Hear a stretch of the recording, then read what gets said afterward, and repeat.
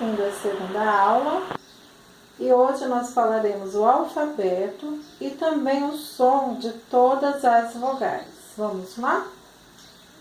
A, B, C, D, E, F, G, H, I, J, K, L, M, N, O, P, Q, R, S, T, U, V, W, X, Y, Z. Muito bem. Agora nós iremos falar o som das vogais.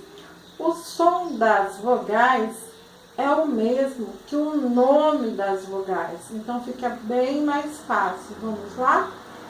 A de atim, é o somzinho de quando nós respiramos. Ei,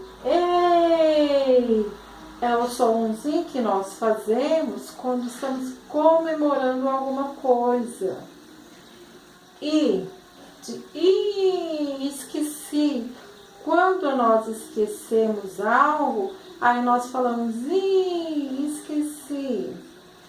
O de oi, o somzinho da palavrinha que falamos quando vamos cumprimentar um amigo. E o U de que é o som da vaia. Acontece muito quando nós estamos jogando ou assistimos uma partida de jogo.